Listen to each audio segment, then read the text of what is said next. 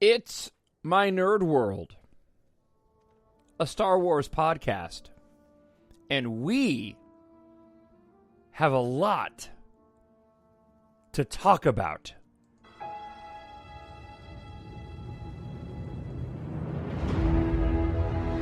Nothing will stand in our way. I find your lack of faith disturbing.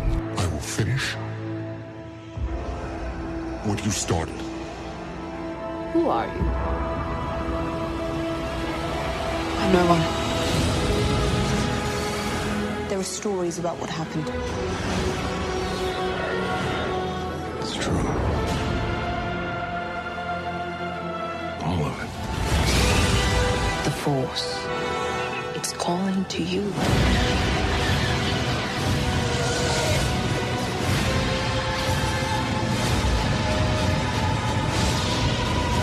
My Nerd World. Just let it in. Just consider me your pontificator of Star Wars geekdom. I'm not kidding you, I don't know where to start. Welcome to My Nerd World, a Star Wars podcast. I am your host, Jon Justice, and the floodgates were opened yesterday in a way that I never, ever, ever could have dreamed. Disney had their big closing for 2020 Investors 4-hour extravaganza, and did they drop some amazing announcements that I cannot wait to talk to you about. On top of that, and I don't even think I'm going to have a chance to get to it on this week's show, but on StarWars.com, they just went and released this article today, Inside Star Wars, The High Republic, Meet the Ships and Vehicles. Lucasfilm's Pablo Hidalgo and Phil Szostak discussed new Jedi starfighters and more arriving in the upcoming mega event, right? With each new Star Wars era comes a fresh style of ship design and architecture, and the High Republic is no different. Look, I don't even think I have time to even get to that today. As a matter of fact, I am going to click on it right now. I'm going to add to reading list for next week's show. I'm going to close the browser window because we have so much content to discuss. It's amazing. What an incredible time to be a Star Wars fan. If you can't tell already, man, I'm so excited. I really, really am. I'm not going to be getting into what I want, right? I don't want to talk about that. I want to talk about what we're going to get. That's the great thing about Star Wars 2, by the way. I've listened to a few shows since yesterday afternoon into evening when they had this big mega event that took place. And it's really fascinating to hear the fandom talk about these different projects and what we're going to be getting in the course of the next few years, whether it's animation, live action, or movies. And I have some fairly exclusive information. I am very proud to say. I didn't come up with it. I found it just now going through Twitter, but thankfully I follow a handful of interesting pop culture Twitterers, and they've released some information and some speculation that I think is pretty spot on, and I'm really excited to share it with you. But I listened to a couple of other shows, and this isn't necessarily a dig on those shows, but you hear hosts talk about how, well, I kind of would have wanted to see, or I wish we would have gotten. No, man, what's great about Star Wars, in my opinion, and I've talked about that too, but the reality is, it's kind of like Steve Jobs and Apple. If you've never heard this phrase before, it is completely relevant and spot on. When it comes to Steve Jobs and Apple Mac products, he, before his passing, created products that we didn't know we couldn't live without. And to a certain extent, Star Wars works that way for me. Disney and Lucasfilm now are getting ready to unleash a bunch of different shows that, for me as a fan, I didn't know that I needed. Now, I'm going to say up front, normally I would spend the episode talking about the latest Mandalorian. It was a good episode. I'm just going to put it out there real quick. It was a good episode. It was a little bit of a filler. I did appreciate the the writing in this episode quite a bit. I liked what they did in putting the Mandalorian in a tough situation where, and spoiler alert, hopefully you've watched it by now, but the Mandalorian, in trying to get this valuable information to track down Grogu, needs to get into this Imperial base, and there's a really exciting chase after they break out the former prisoner from last season's episode, and at one point in the episode, the Mandalorian has to go and take his helmet off. But there's some really amazing dialogue leading up to that justifies that particular moment that I thought was really cool. The highlight for me was really seeing Slave One in action. And at the end of the episode, as they're being chased off the planet or away from this former Imperial installation, and Slave One being chased by Boba Fett, and I thought it was rad that he had his armor repainted, is being chased by these two TIE fighters. And I said to myself, watching it at 3 o'clock this morning, drop a seismic charge, and he dropped a seismic charge. Boing! That was incredible. That was amazing. Kind of a filler episode leading into the big finale next week. So I'll spend a little bit more time on next week's show getting into that. Right now, we need to dive into all these announcements. And I've been kind of wrestling a little bit with how I wanted to cover all of it. And I think what I'm going to do is go ahead and work in reverse order of what was. I'm gonna kind of dispense with a few things that I'm less excited about, and then dive into the meat and potatoes of what was announced yesterday and give my take on it. I've pulled up a couple of different sources here that I can work from to share my thoughts with this. But needless to say, the future Star Wars Lucasfilm projects have me really, really excited about what we're going to get on Disney Plus, what we're going to get in terms of theatrical releases. Now, granted, we have to wait until 2023, but that's okay. We're getting so much content and so much stuff to chew on between now and then. And I'm really excited for this film that's going to be released in 2023. That I can't wait to talk about it with you. So, with all that being said, let's go ahead and start off with this announcement that took place yesterday. I'm not going to get into the minutia of how the whole investors meeting and virtual event went. I just want to dive into the content and share with you my thoughts about all of the upcoming Star Wars projects. This is not going to go the way you think. All right, so let's start off here. I want to work through a couple of the programs that were announced yesterday, and then really spend some time on the other ones. So, for those that don't know, what was announced during this investors call yesterday? Let's run through the list really quick.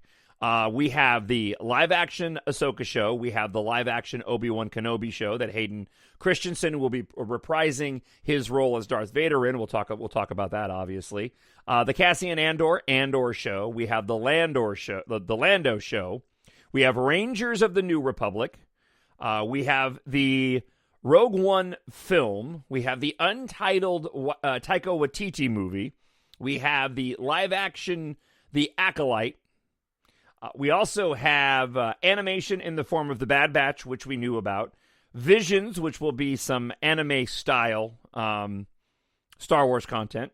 And also a droid story. So let's start with the few things that I'm less excited about, give you some details, and then we'll dive into the stuff that I'm really excited about. First off, The Bad Batch. Got a trailer for The Bad Batch. Looks great. Looks like Clone Wars. The details from StarWars.com go as such. The series follows the elite and experimental clones of the Bad Batch, first introduced in the Clone Wars, as they find their way in a rapidly changing galaxy in the immediate aftermath of the Clone Wars. Members of the Bad Batch, a unique squad of clones who vary genetically from their brothers in the clone army, each possesses a singular exceptional skill, which makes them extraordinarily effective soldiers and a formidable crew. In the post-Clone War era, they will take on daring mercenary missions as they struggle to stay afloat and find new purpose. The animated series will arrive exclusively on Disney Plus, and I believe that's coming out next year. Look, I'm excited for The Bad Batch, just as I was excited for Clone Wars. any one, I mean, look, to be honest, any one of these announcements we could spend a ton of time to talk on, right? Boy, I can't even get my words out. I'm so excited. Any one of these projects we could spend, I could spend a whole podcast breaking down, but because we have so much ground to cover and so many great things to talk about, I'll keep it brief. I'm excited for The Bad Batch. The little trailer that we got looks amazing. Seeing Palpatine doing the Order 66, gives us a glimpse into a little bit more of what the Bad Batch is going to be doing, having separated from their former clone brothers. It looks like it's going to be a really exciting show. I can't wait to watch it. Also announced was Star Wars Visions, as I mentioned a moment ago, presenting an all-new creative take on the Star Wars, on the galaxy far, far away. Star Wars Visions will be a series of animated short films celebrating Star Wars through the lens of the world's best anime creators. The anthology collection will bring 10 fantastic visions from several of the leading Japanese anime studios, offering a fresh and diverse culture perspective to Star Wars. I'm not an anime fan, but obviously for those fans of anime, this is going to be fantastic news for them. And clearly, Star Wars, Disney, Lucasfilm continue to try to expand their content to reach these other continents and build the fan base. And quite honestly, I think part of the strategy of what we're looking at with almost all of these different projects is, one, they want to create new compelling content. Two, it's all over the map in terms of era and timelines, which I really find interesting. This goes back a little bit to the conversation that I had on last week, talking about the Ahsoka Tano episode of The Mandalorian and how Dave Filoni came out and said Ahsoka Tano, Mandalorian, as it relates to the season finale epilogue in Rebels, where Ahsoka meets up with Sabine, supposedly to go find Ezra and Thrawn, may not be happening in chronological order. That scene that we saw in Rebels most likely takes place after what we saw in that Mandalorian episode. And as Dave Filoni said, and it certainly rings true, Star Wars hasn't ever really followed chronologically in terms of their releases, right? It's kind of relied on the audience to navigate the different eras and timelines. I also mentioned that I wish that they would do a better job of steering that and giving the casual fans a way to follow this better.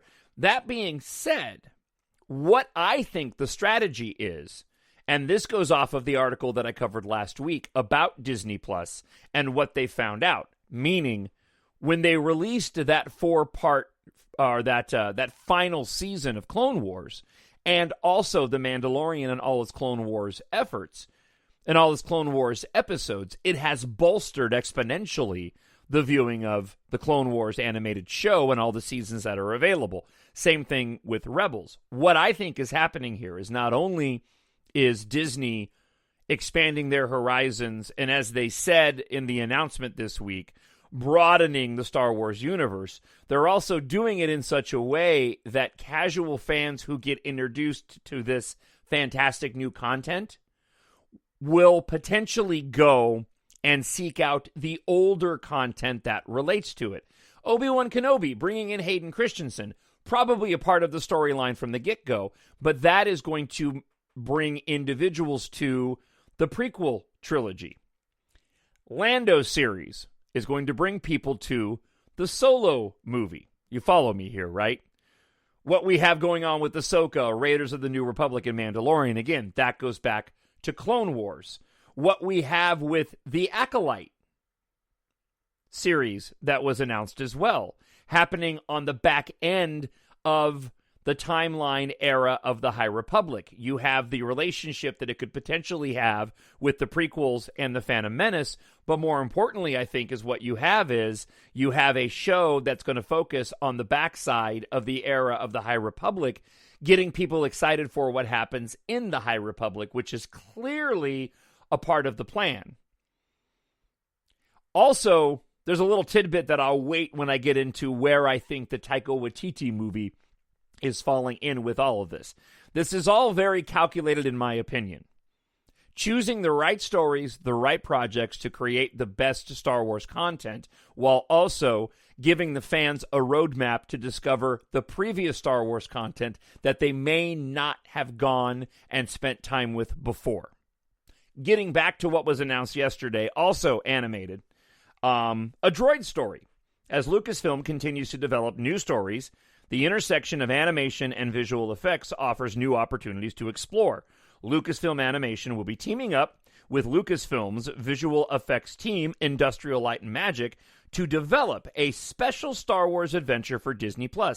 A droid story, an epic journey, will introduce us to a new hero guided by the legendary R2-D2 and C-3PO.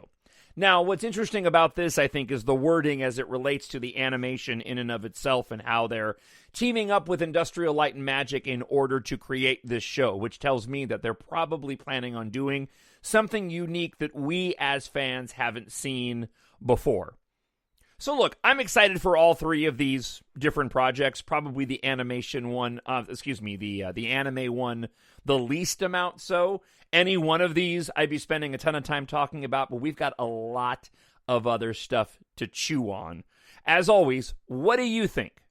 As you're listening to this, maybe you're taking notes or you got your email open, drop me an email, talkshownerd@gmail.com. I definitely would be curious to know what you feel about all of these projects. All right, so let's start working in order, or in reverse order, from what Lucasfilm released on their website. What I have here is the future Lucasfilm projects revealed, and it's their list of all these projects and the details that they gave out. I have supplemented this with some other comments as it relates to these particular projects as they've been talked about for the course of the past year or so. So you're going to get a little bit more than what you're getting just inside of this Star Wars article. Let's start out here with the Acolyte, which, apart from the Taika Waititi movie, is really, really intriguing to me. Leslie Headland brings a new Star Wars series to Disney Plus with The Acolyte. The Acolyte is a mystery thriller that will take viewers into a galaxy of shadowy secrets and emerging dark side powers in the final days of the High Republic era. Because of this director's debut with Russian Doll, I'm assuming this is going to be focusing on a female character, but I'm not 100% sure on that, only because they haven't mentioned it. But it seems to me that in tapping certain directors, that they seem to kind of fall into a category of perhaps what they've done in the past. And I just get the feeling that this project, the way that it's been discussed prior to the big announcement of what it actually is, because we've been hearing about this Leslie Headland project for quite some time now. I just get the sense that it's going to be focusing on a female lead. I say protagonist, but this sounds like it might be a darker show, so they may be a villain with all of this. What I have here in front of me is an article from Collider that I want to share with you about this, because they actually went back and grabbed a quote from Leslie Headland that adds a little bit more to what we were given yesterday. The hits keep coming out of the Disney Investor event. Lucasfilm CEO Kathleen Kennedy revealed details for the upcoming Star Wars show from Russian Doll co-creator Leslie Headland. The series, billed as a mystery thriller, is officially titled The Acolyte. The graphic for this looks fantastic. Looks reminded me a little bit of what we got in terms of font and graphics with the most recent Vader Oculus VR. Red blocky letters, looks ominous, but it looked cool. Set during the High Republic, also known as the Golden Age of the Jedi, roughly 200 years before the George Lucas prequel trilogy. Now, this tracks with what Headland said herself back in November, when she noted that the then untitled series would explore a corner of the galaxy we hadn't seen before. She said this: "I would say it's in the pocket of the universe and a pocket of the timeline that we don't know much about. I kind of see if Star Wars is a religion. I'd like to think of my show as a tent revival. You can come over if you want to. We're going to be talking about some cool stuff. There's going to be some things we haven't discussed in the canon yet. There are going to be some characters you don't know about. And as the article says, and I did not even realize that it was aligning with my opinion on this. I hadn't read the article before I started the show today. Past reports have also noted the Acolyte is a female-focused show and includes martial arts elements, so maybe I had heard about that in the past. To sum it all up, it's going to be awesome. I'm looking forward to it. I mean, look, anything that's dealing with the Jedi aspect of Star Wars and the lore has me excited. And given this particular female's background, what's been described so far, the vibe of the font, I mean, there's not much to really look at. It does have me excited. And what Disney's done so far has me excited. You know, if you listen to the show, you know I'm a fan of all the products they've put out so far.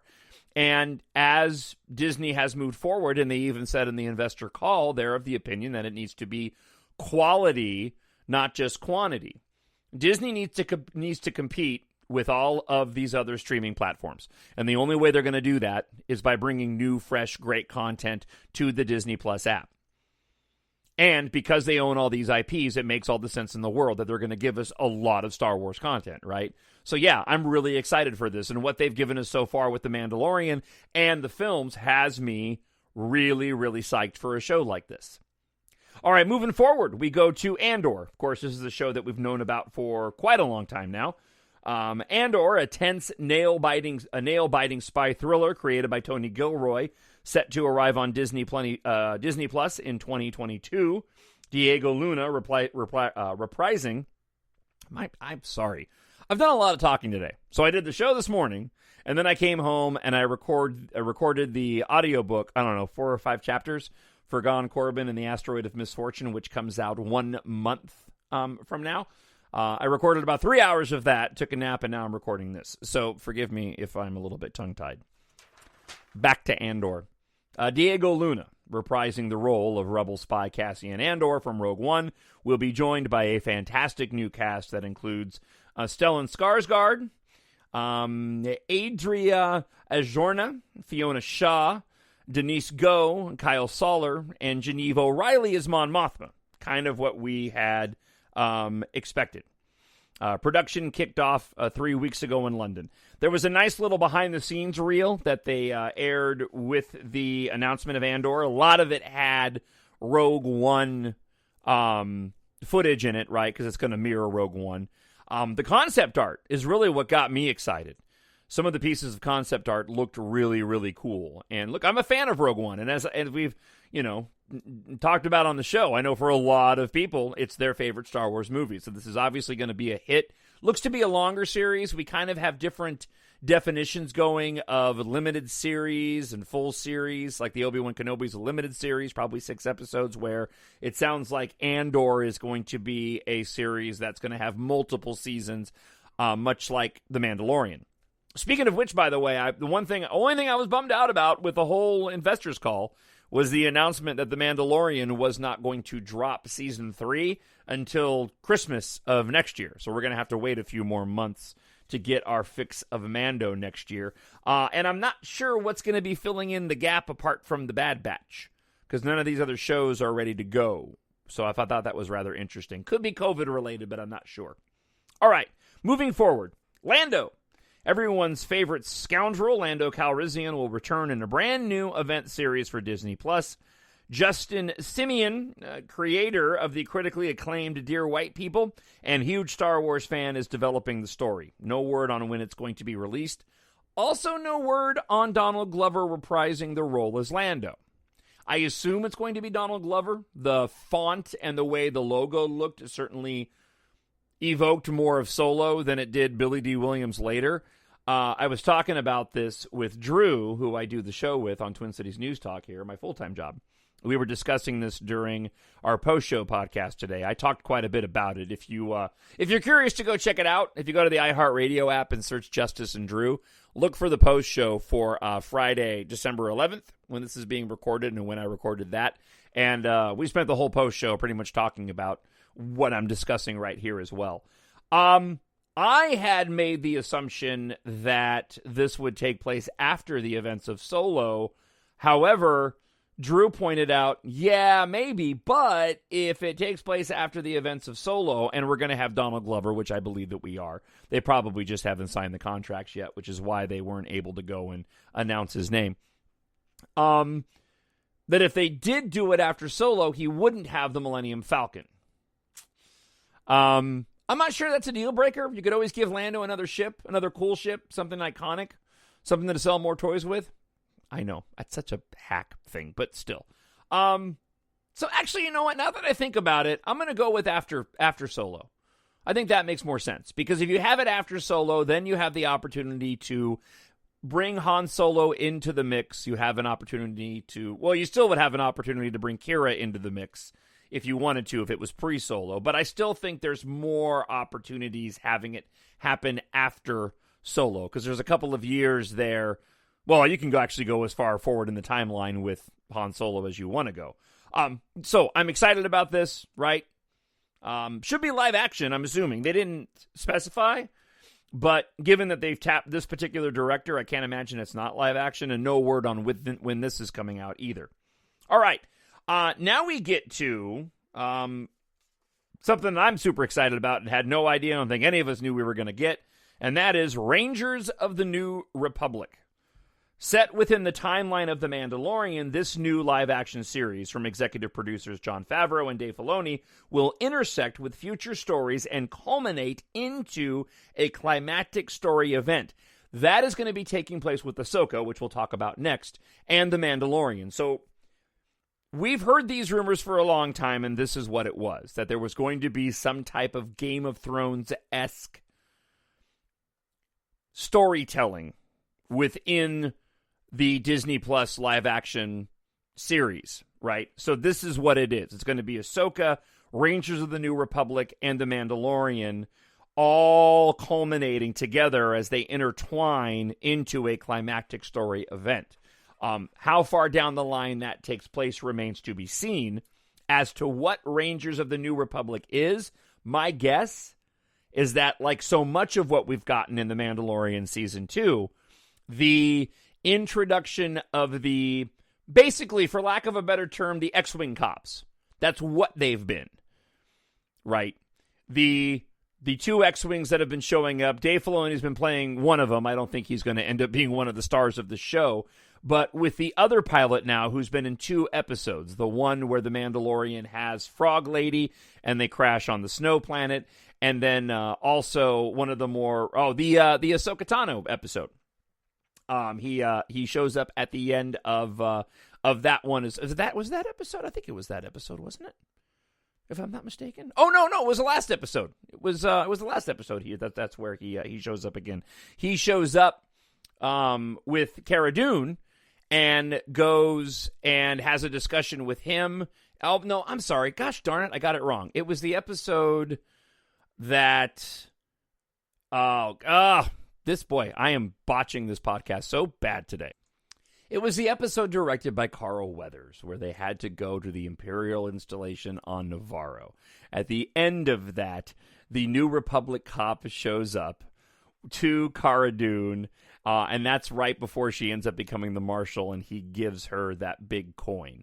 My guess is, for the Rangers of the New Republic, is it's going to be those adventures. It's going to be like New Republic X-Wing cops. Right. And I dig that. I thought that the introduction of those characters and those X-Wings, and basically that this is the New Republic, patrolling these regions, opens up the door for a lot of different opportunities. Now, this brings us to the one that we knew was coming, but we finally got the answer for, and that is Ahsoka. After making her long-awaited live-action debut in The Mandalorian, Ahsoka Tano's story, written by Dave Filoni, will continue in a limited series starring Rosario Dawson and executive produced by Dave Filoni and Jon Favreau. Now, what's interesting about this, in my opinion, what's interesting about this to me, is that in the logo for the Ahsoka show, there's a ring with the Star Wars language, the Arabesh, right, in the ring, which looks just like the World Between Worlds circle. And for those that aren't familiar, the World Between Worlds in the closing episodes of Rebels before that series wrapped up. This was the World Between Worlds location with the portals that you could go to different places in time. Really fascinating concept, very controversial among a lot of fans, because you're kicking open the opportunity, obviously, for sort of this multiverse type of storytelling. I feel like they've done a good job with it so far, where they haven't exploited it yet, and I trust the creators of this content to do the right thing and not screw this type of stuff up. So who knows whether or not this will end up taking place inside the Ahsoka Tano series, but it was interesting because these guys know what they're doing, right? They leave these little clues, and this is certainly the case when it comes to Taika Waititi's movie, and I'll explain in just a moment. I'm obviously excited for this show. Of everything that was announced, this is one of the ones that I'm most excited for, because I love the character of Ahsoka Tano. I thought that Rosario Dawson did a fantastic job in that episode. And, anything that's expanding on The Mandalorian is going to be fantastic in my book. I'm excited for all these, but the Ahsoka show is one that I am greatly, greatly anticipating. All right, next. And here's where we get to some weird speculation. Obi-Wan Kenobi, right? All right, Obi-Wan Kenobi. Late August D23 Expo, Lucasfilm announced the return of Ewan McGregor in the iconic role of Jedi Master Obi-Wan Kenobi for a special event series on Disney+, officially titled Obi-Wan Kenobi. The series begins 10 years after the dramatic events of Star Wars: Revenge of the Sith, where he faced his greatest defeat, the downfall and corruption of his best friend and Jedi apprentice, Anakin Skywalker, turned evil Sith Lord Darth Vader. The series is directed by Deborah Chow, who helmed the memorable episodes of The Mandalorian Season 1. This will truly be a day long remembered, as it was confirmed that Hayden Christensen will be returning as Darth Vader. Kennedy said, "This will be the rematch of the century." "It was an incredible journey playing Anakin Skywalker," said Hayden Christensen. "Of course, Anakin and Obi-Wan weren't on the greatest of terms when we last saw them. It will be interesting to see what an amazing director like Deborah Chow has in store for all of us. I'm excited to work with Ewan again. It feels good to be back." Now, Ewan McGregor also made a comment talking about how he and Hayden Christensen get to clash again. Now, this is obviously bringing up a lot of different speculation. You don't bring Hayden Christensen back playing Darth Vader if you're going to keep him in the suit. Doesn't make sense. You can get around the build part of it in terms of Hayden Christensen's body type, right? He's obviously no David Prowse. They used one of the actors from Guardians of the Galaxy, the first one, to portray Darth Vader in the suit in Rogue One.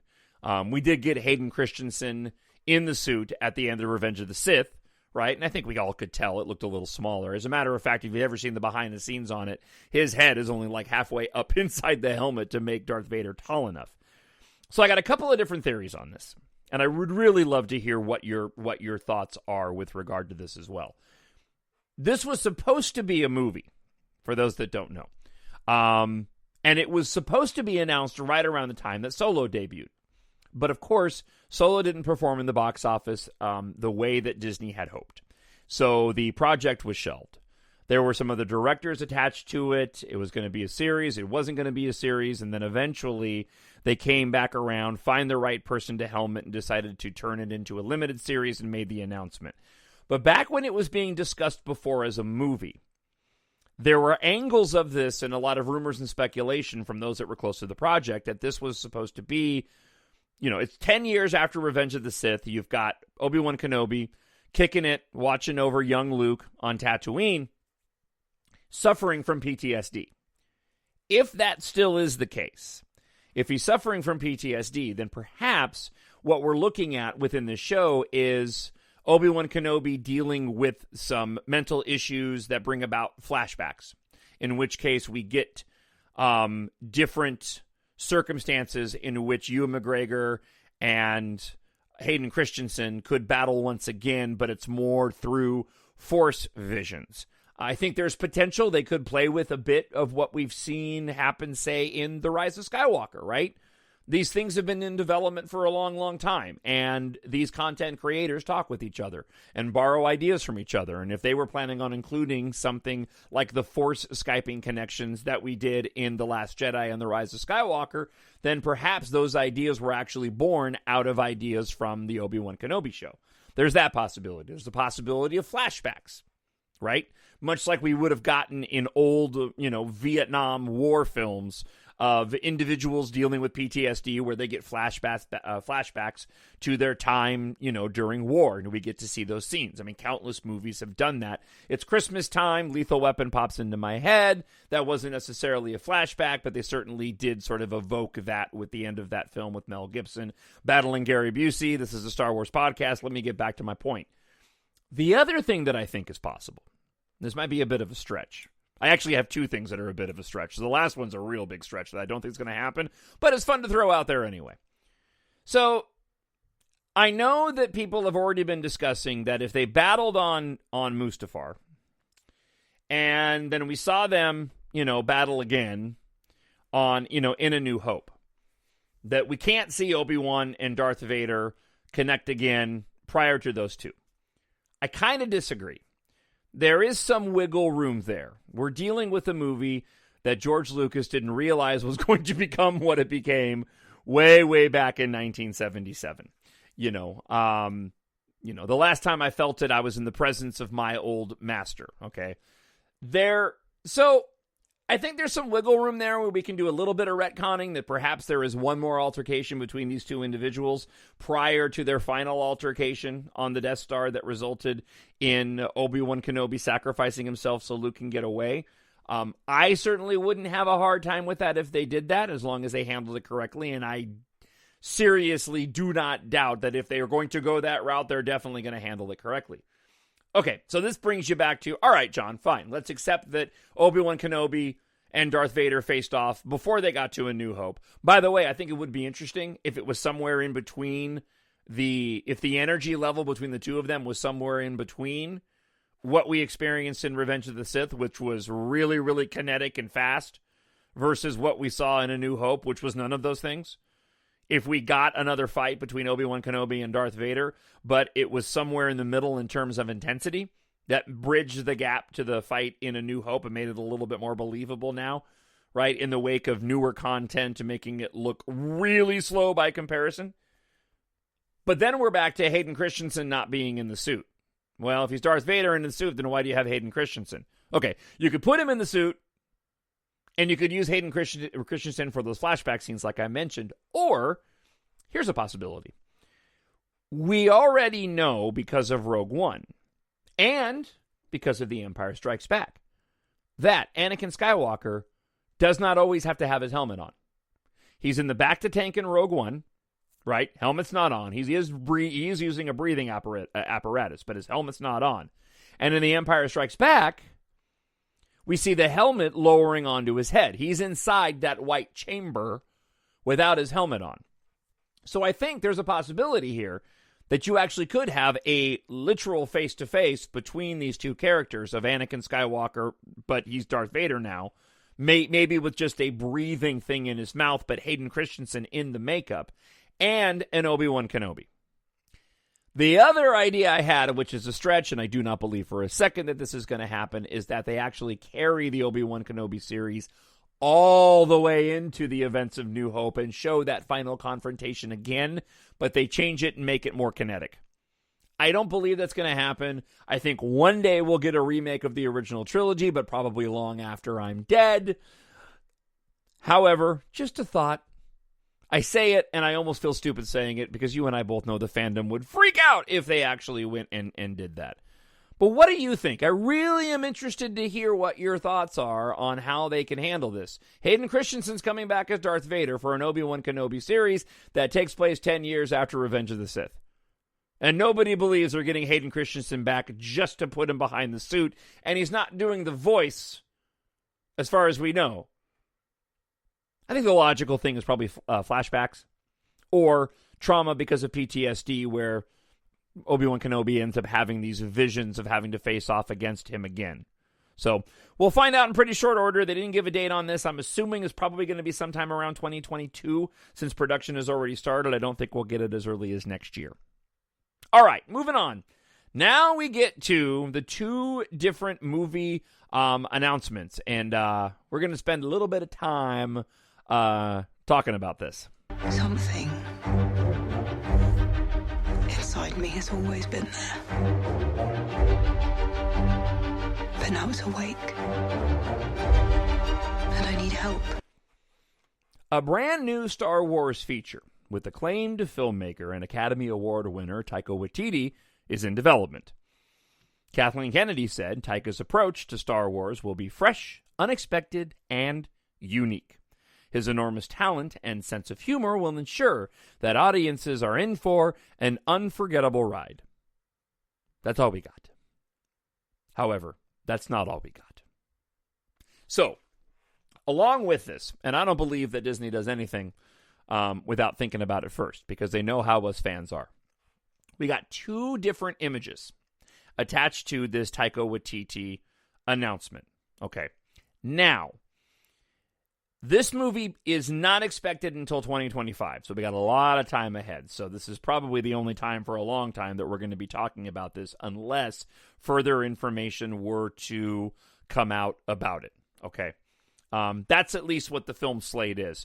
The Patty Jenkins Rogue Squadron movie, which we will wrap up the show with before we get to some listener feedback, comes out in 2023. So there's always a possibility with all this stuff that things could change. There's also a possibility that there's stuff that they haven't announced yet that is being scheduled simply because they don't have all of the all the contracts and stuff signed. There's supposed to be a Boba Fett live-action show in production, and they didn't announce it yesterday. There was talk of the Rebel sequel. A lot of people think this is going to be the Ahsoka live-action show, especially since it's looking like Ahsoka is going to be looking for Thrawn, and therefore Ezra and Sabine could get involved.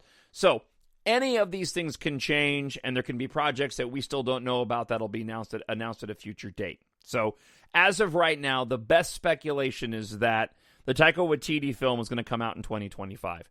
So the two images that we got, one of them was the Star Wars logo. And it looks really weird. It's the Star Wars font, but it's angled, and it looks like it's been carved out of stone. If you can envision in your head the poster for Ben-Hur, but it looks a little bit like Monty Python. I'm not kidding. That's what it does. It's got the Star Wars letters in blue with a purple. They're thick block letters, and it's angled sideways, so you can see the thickness of the letters. And the spine looks like it was carved out of rock, and it's kind of purple. So immediately you get this bold, sort of cartoony look. It looks like an old 70s font, to be honest with you. It looks like something that you would see stylized for an adventure movie in the 70s, or maybe a disaster film or something like that. So that in and of itself looks different, right? And I believe that's intentional. Right? It looks very Taika Waititi for those that are familiar with what he does. Now, the other image is a lot more compelling. Kathleen Kennedy stood in front of this massive piece of concept art. Now, in the concept art, moving right to left, it's a starscape.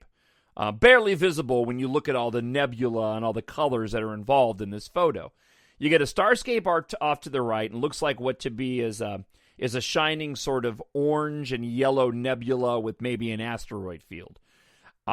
Moving in the center of the frame, I'm actually going to pop over to the left. In the left, you've got what looks to be some asteroids again, and this globe that looks iridescent, almost looks like a bubble, right? If you flashed sunlight through a bubble, it looks like that. In the center of the image is this weird trapezoid-looking thing. For those that are familiar with the Mortis arc from the Clone Wars, it looks a lot like that Mortis arc. It has that same sort of pyramid on top of pyramid together shape. This is silver and elongated, okay? But they don't put this stuff out unless they want the fans to go speculate. So a lot of people immediately jumped to Mortis because it has that same shape.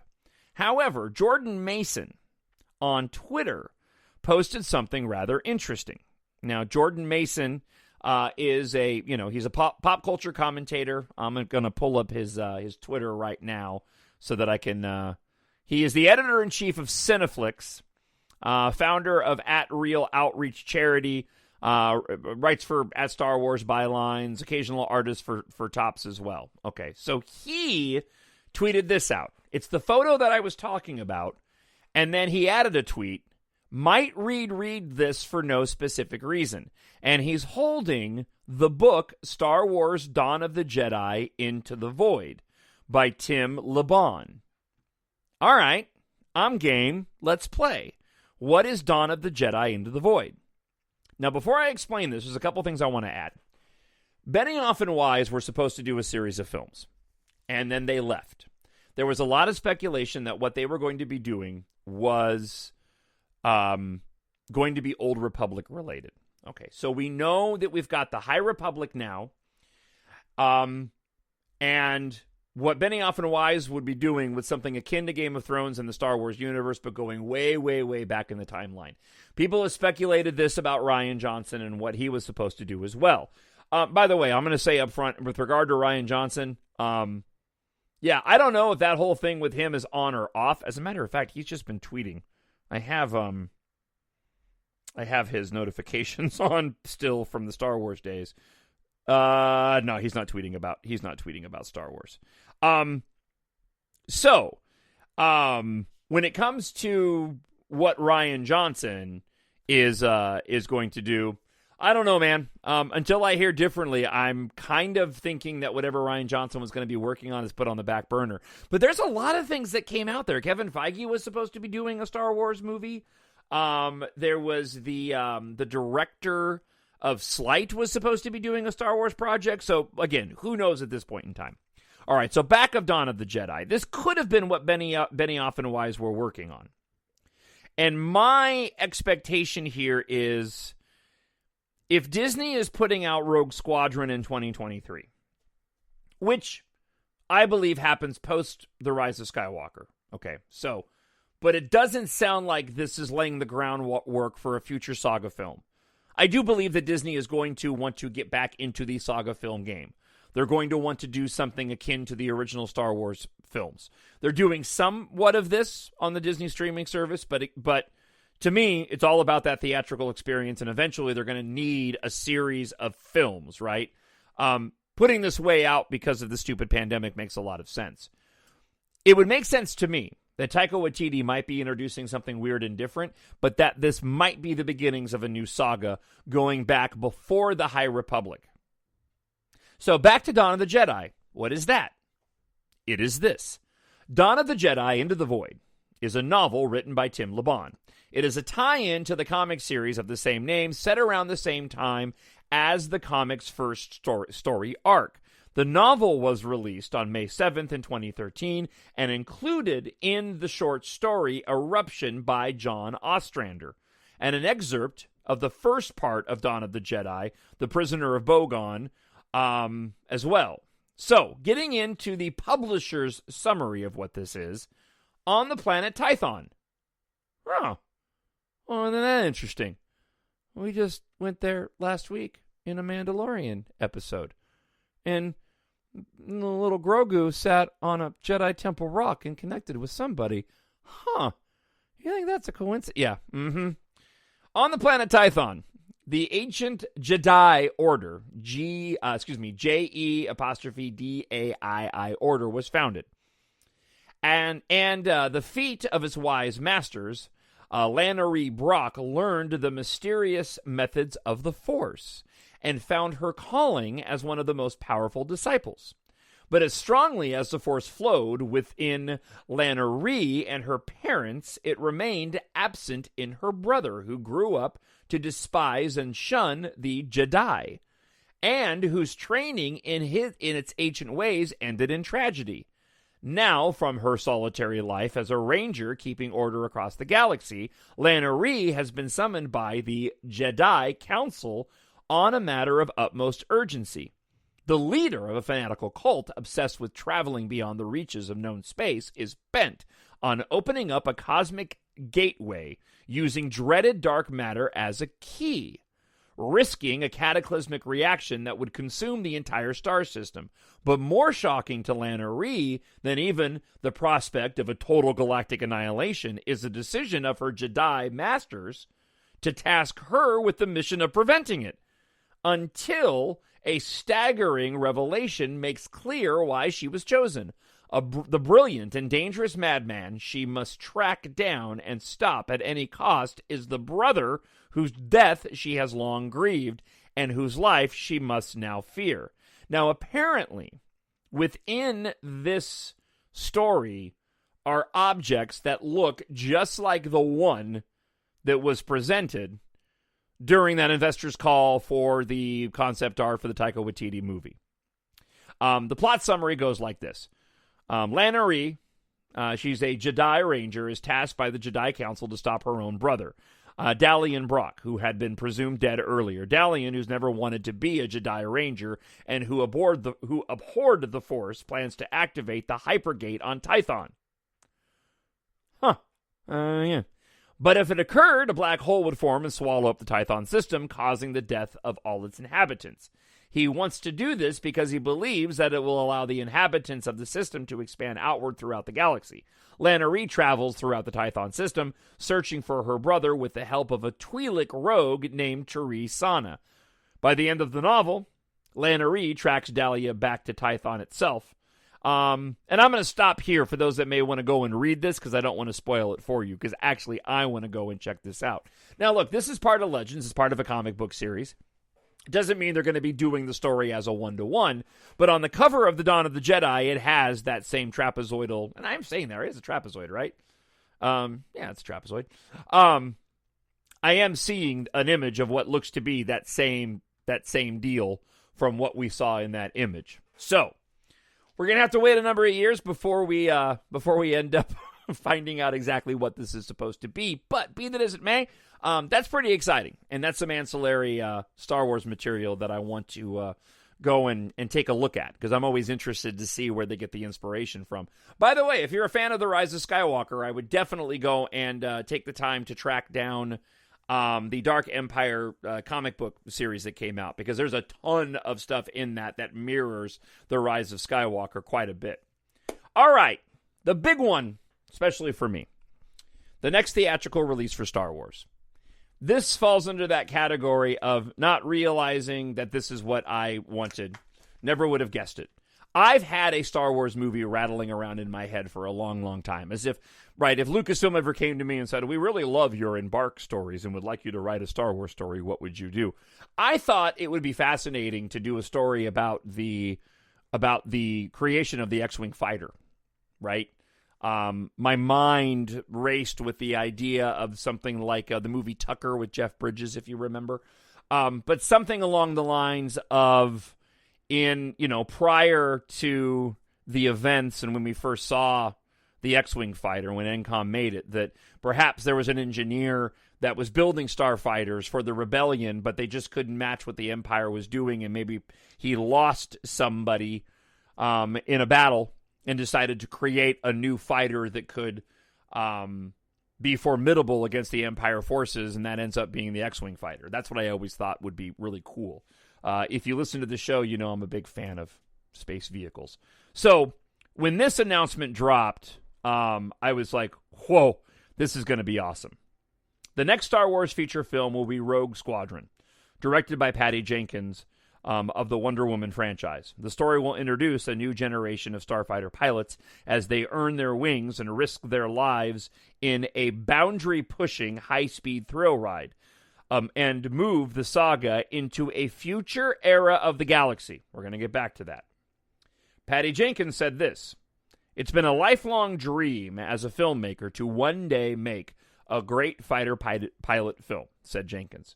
As the daughter of a great fighter pilot myself, some of the best memories in my life of seeing my father's squadron take off in their F-4s every morning and hearing and feeling the awe-inspiring power and grace.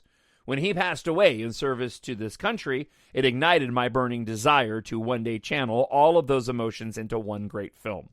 When the perfect story arrived in combination with another true love of mine, the incomparable world of Star Wars, I knew I finally found my next film. I am extremely honored and excited to take it on, and grateful to Lucasfilm, Disney, and the fans for extending that thrill ride to me. Patty has established herself as one of the top directors working in the film industry today, said Lucasfilm President Kathleen Kennedy. She's a visionary who knows how to strike the balance between action and heart, and I can't wait to see what she's doing in the Star Wars galaxy. Lock S-foils in attack position. Rogue Squadron arrives in theaters in Christmas of 2023. She did a little teaser film for this where she dons an X-Wing pilot's helmet and walks towards an X-Wing, a T-65 original trilogy X-Wing, on a runway at an airport. And in that, she talks about how, and it's not included in the quote, but she talks about how she had kept looking for scripts to do this fighter pilot story and couldn't find one, and then she finally did with this Rogue Squadron story. Now, I want to key in on something here because a lot of people have been speculating about this. The quote here, this is a written quote said by Kathleen Kennedy, also in this article. This is not a flub. It's right there. A saga set in a future era of the galaxy. Move the saga into a future era of the galaxy. Okay, that's post The Rise of Skywalker, in my opinion. What's got everybody flummoxed is that the logo for this has the silhouette of a T-65. It's clearly an original trilogy X-Wing. Patty Jenkins, in the teaser video, is putting on a Rebel helmet and walking towards a T-65, clearly an original trilogy X-Wing fighter. Now, you could spin that off and say that perhaps Rey handed her Luke Skywalker T-65 off to somebody else. Maybe that's why she doesn't have it anymore at the end of The Rise of Skywalker, and she's got the Millennium Falcon instead. Don't know. Here's what I really think is going on. This movie doesn't come out until Christmas 2023. They got a long way to go in production with this whole thing. If it is, and I believe that it is, moving the saga into a future era of the galaxy post The Rise of Skywalker, you're not going to have T-65-looking X-Wings. If anything, you're going to have the versions that we saw in the sequel trilogy, right? Like Poe Dameron's. What I think they're doing here is that because they're probably working through the production of this and they haven't landed on the final design of what these new X-Wing fighters are going to look like, maybe it's not even an X-Wing fighter anymore, right? But, lock S-foils in attack position is what's written here. The person that wrote the article is probably not privy to the production of the film, so they're just going off the imagery as well. I think they just use that imagery as a placeholder until they unveil what those X-Wing fighters or whatever those Rogue Squadron fighters are actually going to look like. They'll probably be similar in design to the X-Wings, but not something that we've seen before, because why would they still be using T-65s? So, we're going to make this announcement. They've signed all the ink. They've filled out all the contracts. They're moving into pre-production. How do you get the fans excited about a movie called Rogue Squadron? Okay, well, let's give them an X-Wing for now, and we'll replace it later on with what it's going to be. That makes all the sense in the world to me. Now, all that aside, I'm really excited for this movie. When you take it in combination with everything that Lucasfilm announced yesterday and all of the different aspects and where The Mandalorian is going, this show, The Acolyte, the Ahsoka show and all of it, to kick off the next film in theaters with a movie like this, sort of a Star Wars Top Gun. Yeah, man, I'm really excited. I mean, for me personally, I love these types of stories. These types of stories are always fantastic for me. I'm a huge fan of Top Gun. I love the space battles. That's part of the reason why I love Star Wars so much. Am I disappointed we're not getting any sort of saga-type films yet? Nah, man, whatever. We're getting so much content out there, there's going to be plenty to talk about. Thank goodness, thank you that I have this podcast, because we've got plenty to discuss in the coming years, right? Feast or famine. No, I'm really, really excited about this. I think the future's really, really bright for Star Wars. and I never expected that we would be getting this much content. I've heard some people out there going, it's gonna be overkill. It's not gonna be overkill. You watch what you want to watch, right? And I actually think it's gonna be really good for the fandom. You got a lot of different aspects and stuff to chew on here. And podcasts, if you follow the podcasts and listen to them like I do, podcasts are going to have to start deciding what they're going to cover and what they're not going to cover. And I think what we're going to end up getting is a splintering within the fandom of different fandoms and different podcasts, discussing different aspects once all this stuff is rolling. I think it's fantastic, man. Disney and Lucasfilm are doing a great job of expanding what Star Wars is and letting go a bit of the past for now. And I dig that. We're going to get those stories within the timelines that we know, right? Your Rogue One stories in Andor, your Ahsoka stories in between Return of the Jedi and the sequel trilogy. I wish we were getting more stuff around the sequel trilogy, but it looks like Rogue Squadron may end up going and fitting in that hole somewhat. So I'm excited about that too. But what I'm most excited about is that they seem to really be focusing on this content to make sure that they can put forward stuff that the fan can really, really gravitate towards. And I'm really excited for it. And even though we're getting sort of a one-off movie, I'm glad that we are. I was kind of afraid that Disney was going to abandon this idea because there's so many great stories to tell if you're not going to start with like an episode 10, right? Which would be a mistake right now. And perhaps that's what the Taika Waititi movie is going to be, the beginning of a next series of saga films, laying the groundwork by going back to the beginnings of the Jedi, Dawn of the Jedi. Fantastic. But until then, give us some great stories. And if this is taking place, like I believe that it is, Rogue Squadron, post The Rise of Skywalker, then it's a really, really good opportunity to sort of establish what the universe looks like after this second war and sort of the final confrontation and the getting rid of Palpatine. What happens within the galaxy after that point in time. And you open up the opportunity to bring in some of the characters that we've seen before. Wouldn't it make sense to you that Poe Dameron might show up in this Rogue Squadron show, playing like a Tom Skerritt role from Top Gun? TalkShowNerd@gmail.com. TalkShowNerd@gmail.com. As always, I would love to know what it is you think about everything that was announced yesterday. Drop me an email, and we will certainly go and discuss it, as always, on next week's show. I need someone to show me my place in all this. All right, so I had considered, because we've already gone an hour, of holding off on listener feedback or maybe doing a separate show, but because you've been good, I'm going to go ahead and cover your emails. No, it's cool. I got them all here in front of me, and I do want to address a lot of this stuff because there's going to be a ton of talk about on next week's show. And, there's not going to be a lot of room if I don't get through some of the listener feedback this week. So let's start off with friend of the show, Brennan Marr, who says this: I was thinking about the scene when Obi-Wan says to Anakin, "Only a Sith deals in absolutes." I remember that when the movie came out, a couple of conservative personalities complained that the line was indicative of George Lucas trying to throw a bit of hip modern attitude towards moral absolutes. The original Star Wars trilogy was very black and white in its morality, and these individuals felt that George was trying to subvert that in order to get with the times. I felt that way too. I also felt that it was just bad writing.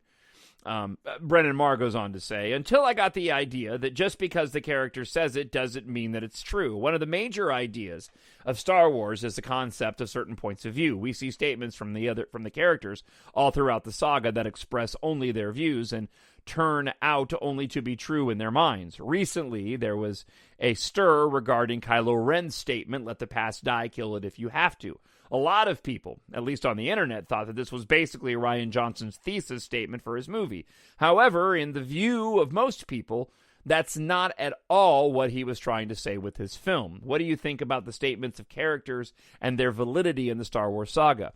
So, I've had similar thoughts, I think, like a lot of people have. I mean, definitely since I, work on a conservative talk show, for those that don't know, spoiler.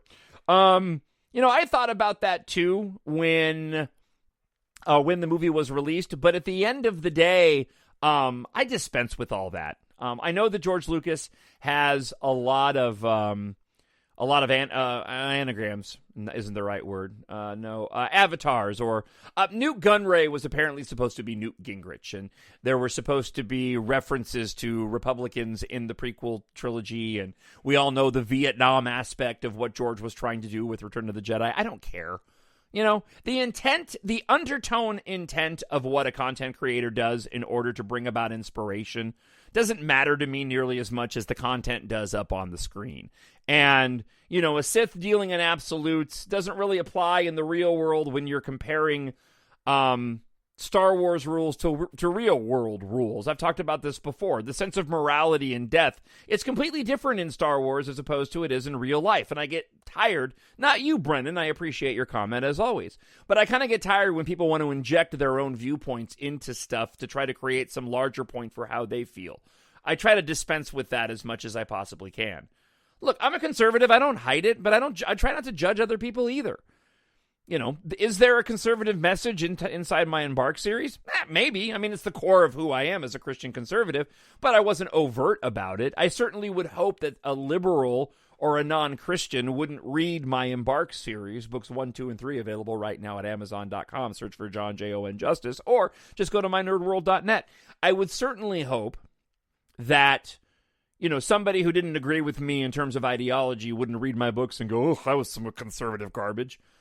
You know, it's a story versus good versus evil, and I think you can apply those different ideas kind of how you see fit. It's all very subjective, is what I'm trying to say.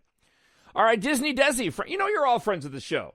Ben Fisher, Disney Desi, JW, you know, Taylor Adams, who's new, Owen Dowd, Stephen Cross, you're all friends of the show. These are all the emails I got today. She writes this. Am I the only one who wanted one of the Stormtroopers' helmets to come off and Boba Fett to see his own face? It would be a great callback to the Dark Side Cave in Dagobah, too. Yeah, that's interesting. But those Stormtroopers now would not be clones anymore. Too far in the timeline. They're just hired guns now. They dispensed with the clones long before that. I'm pretty sure they wouldn't be clones anymore. It would be cool nonetheless. All right, Ben Fisher writes this. Dave Filoni and the timeline comments from the Rebels epilogue. I'm a little surprised by those comments. I rewatched the epilogue, and I guess you can interpret the timing differently, like he stated, but it does feel like a stretch. The start of the epilogue, you see 2 TIE fighters escorting another ship. You probably know the ship type. That same ship is in the background of the epilogue when Ahsoka is picking up Sabine. The pickup is happening on Lothal, where Sabine has been protecting it, feeling like she had to do it for Ezra. The end of Season 2 Mando. That's just the first part of what he had to say. Yeah, I don't know. I mean, I think it's really open to, you know, I think that door is open. I think the timeline can fit of that meeting taking place later on. We've seen so much original trilogy stuff in The Mandalorian so far that to me it's not a huge stretch that that scene at the end of Rebels would take place after the Mandalorian episode that we saw. Ben goes on to say, at the end of Season 2 Mando, I don't think we will get a Jedi. I think we will see a bunch of Mandalorians attacking the ship of Moff Gideon. The Mandalorians now have a common spot to attack. Mando wants Grogu back and Bo-Katan wanting the Darksaber back. I think this will be the rallying cry to get everybody together. I would not even be surprised if Mando ends up with the Darksaber at the end. So, with regard to that, and Ben, I'm going to save your Thrawn comments for next week's show for the sake of time. He talks quite a bit about Thrawn. I still think we're going to get a payoff of Grogu on Tython on the Jedi Rock in some way. I don't have any doubt about that whatsoever. There will be some sort of payoff there. I still believe it's going to be a Jedi, but I don't think that moment is going without somebody big showing up in next week's episode.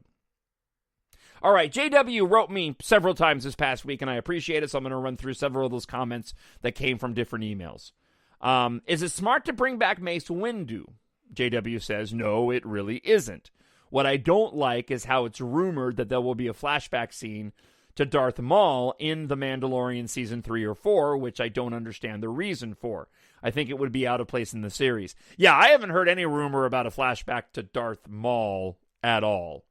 And the Mace Windu thing, I think, is pure speculation based off of the characters that we have now, of Boba Fett and his tie to Mace Windu, and Samuel L. Jackson's comments about how he would play the character again. So I don't know. As far as would it be a bad idea to bring him back? In my opinion, it's only a bad idea if you're getting annoyed that we're bringing back more people from the dead. Because at some point, it's got to stop. I mean, we've got Boba Fett. We've got Darth Maul. We got Palpatine. We're really going to bring back Mace Windu, too? Unless it just becomes a thing that Star Wars does all of a sudden.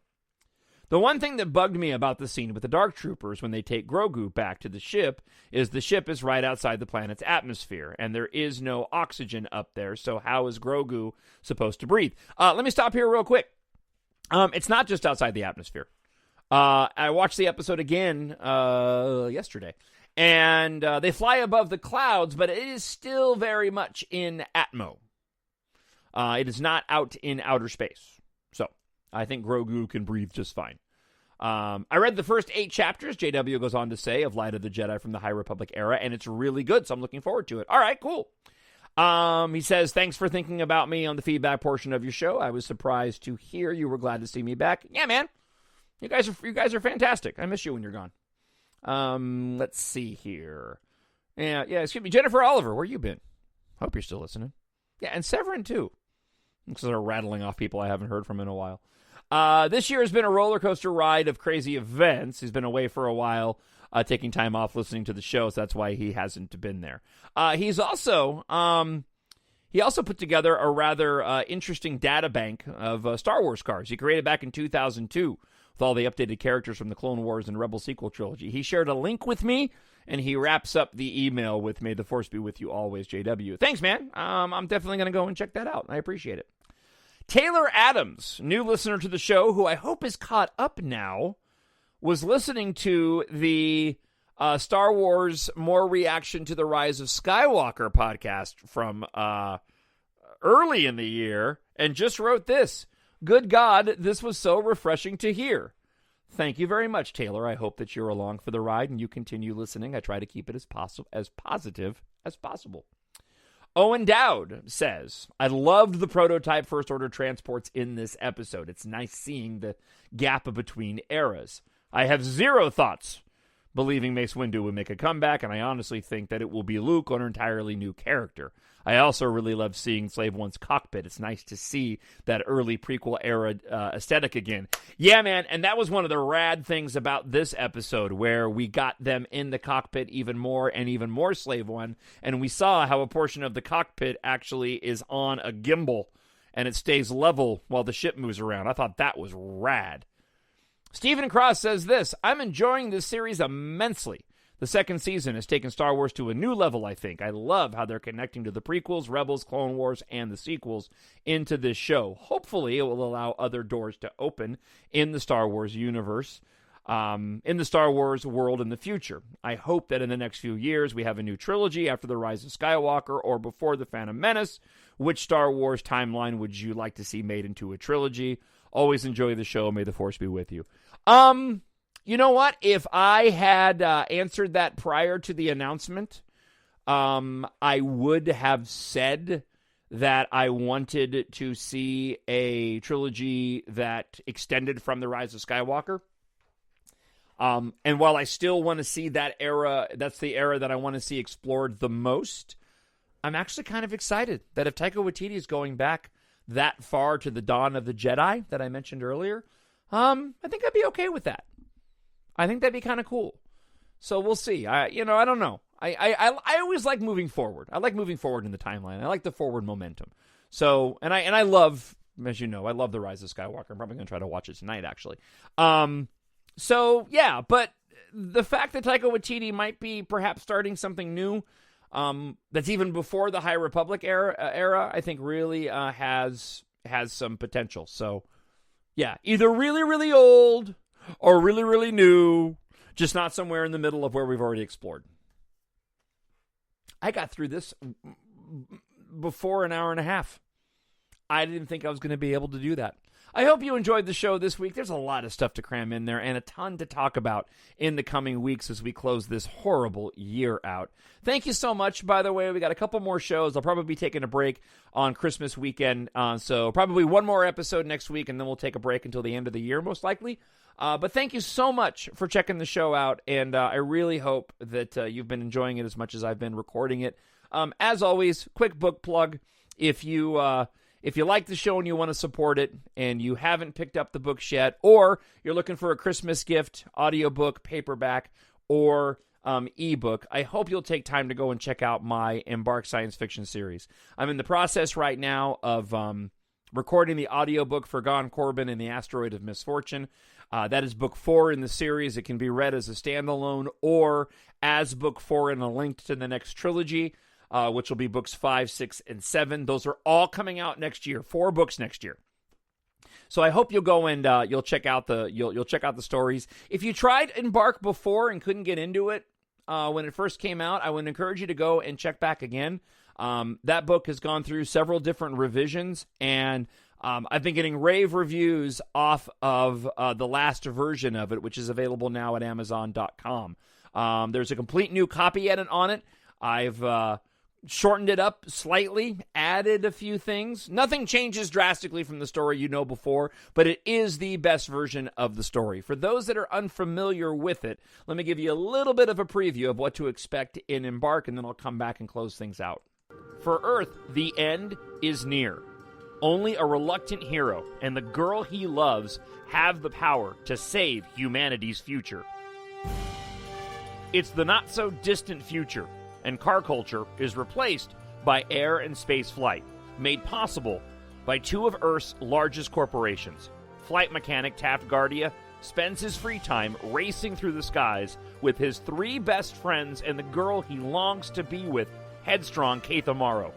With the planet on the brink of an industrial apocalypse, a powerful and ruthless corporate madman, Sint Argum, moves to exploit the disaster with his covertly created military. When Taft, Keitha, and their friends uncover a shocking secret, Sint Argum will stop at nothing to find them. Time on Earth is running out, but with the help of a ragtag group of young pilots, they'll fight for humanity's future and survival among the stars. My Nerd World. Amazon.com, I have my mic off. Amazon.com, search for Jon, Jon Justice. Ebooks are available for $2.99 each. Paperbacks are all $12.99. And the ebooks are around $20 the audiobooks are around $20, available at Amazon.com or on Audible. Again, go to Amazon.com and search for EMBARK, Jon Justice, or go to mynerdworld.net. Also, Nerd Blog's up there at the website as well. Great gifts for the sci-fi fan in your life, and again, it's the way you can go and support the show. Thank you so much for checking out the show this week. I look forward to hearing from you. TalkShowNerd@gmail.com, and we'll talk to you again next week for the, Season 2 finale of The Mandalore. Man, that went by fast. The Force will be with you, always. My Nerd World.